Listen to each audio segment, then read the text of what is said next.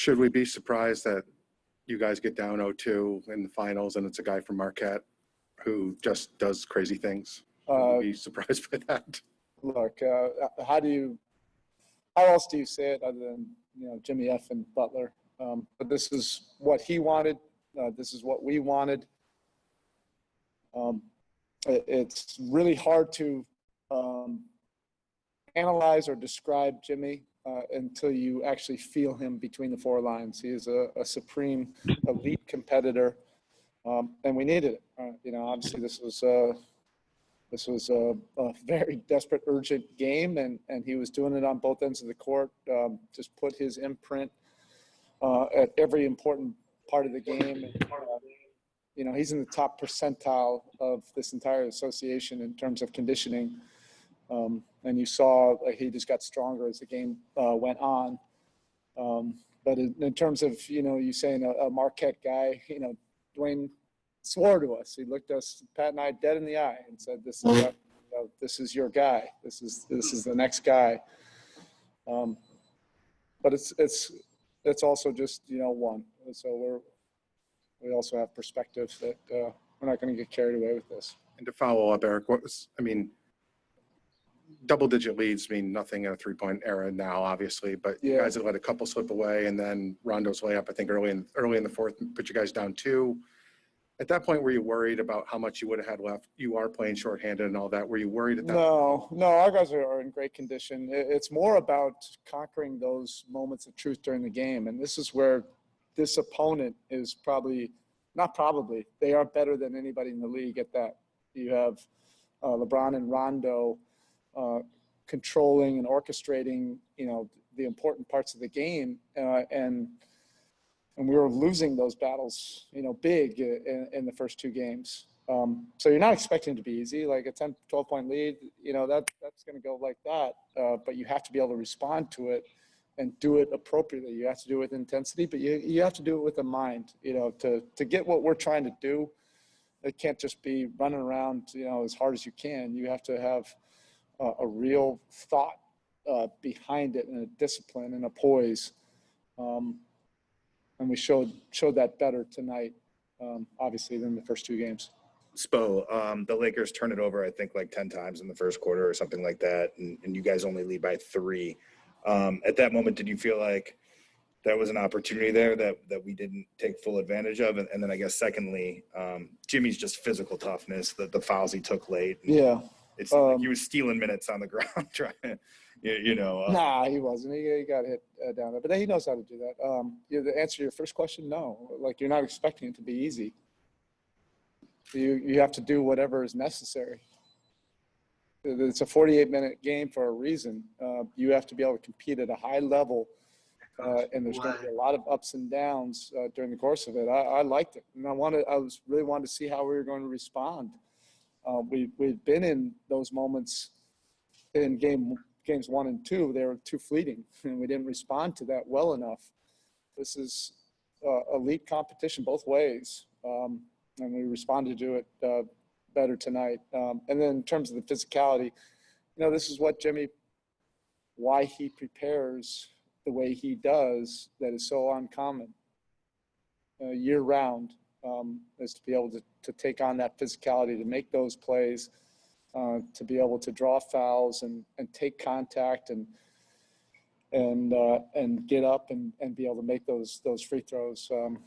He just was, it's so settling when you have that type of guy in a really competitive game like this. It allows your other guys, and we're playing young guys, they can just be who they are. They don't have to worry about too much pressure or context. They can just be who they are when you have somebody like that takes on all the pressure for them. Mabuhay. Hey, Coach. Mabuhay. Coach, you've had a lot of players you coach over the years who are great. LeBron used to be in the Heat, Wade, Shaq, Zoe also. Just in terms of what Jimmy did today, guarding LeBron on one end and taking over the offense on the other end, where would you rank this in terms of some of the best individual performances you've seen throughout your coaching career? Well, first, Mabuhay, Salamat po, and then secondly, out of all due respect, I'm not going to rank it It's one win. Jimmy understands this, that it's going to take whatever is necessary, everything over the top and beyond. This is not about comparing to anybody else in the history, and that's out of all due respect. It's about what we're trying to get accomplished in this locker room. We have a very committed group to this. We have incredible respect for this opponent. We have to figure this out. And if we're not on top of our game, we saw what it can look like, in the previous two games. But this is why we pursued Jimmy, so aggressively. We just felt all across the board there was an alignment, that we're sharing the same competitive values for right or wrong, and it doesn't matter what everybody else thinks. We're aligned on that, and you're able to build a culture from that and develop a team around him. Eric, even the greatest players in the history of sports sometimes come up short when their team needs them the most, the way you needed Jimmy in this game tonight. What is it about Jimmy that makes him able to produce his greatest game ever in his most desperate game ever? Well, I think there's a lot of genuine care and love in the locker room. Guys really want to do this for each other. Our hearts are broken, about, Goran and Bam, missing these games because there's sincere love, for them. And Jimmy takes that to heart. You guys know that they have to do more until or if those guys come back. But this is what competition's all about. You have to raise your game, and like I said many times, you just can't put an analytic or a number or an evaluation to Jimmy Butler in the conventional way. He is an elite, top percentile competitor, and this is top percentile competition that we're facing, and it's bringing out a different level.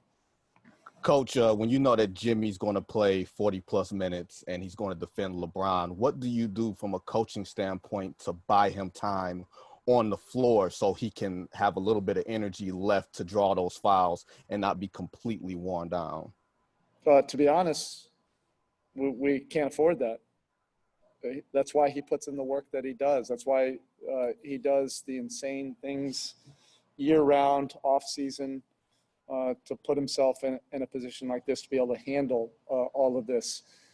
No one could have predicted that we'd have, some of our main guys out and he'd have to play 45 minutes a game.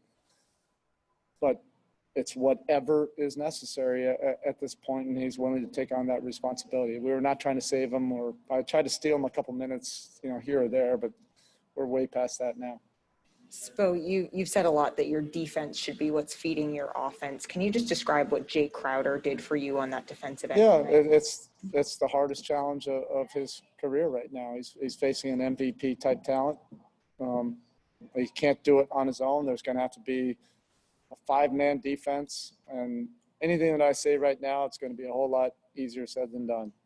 You just have to be a competitor and throw yourself out there, be vulnerable to the competition. He's our type of guy in terms of competitive spirit. But again, it's one game. We know there'll be a response, and we have to be ready for that. We're trying to get something accomplished right here, so we know it's going to be tough. Hey, David. Hey, Eric.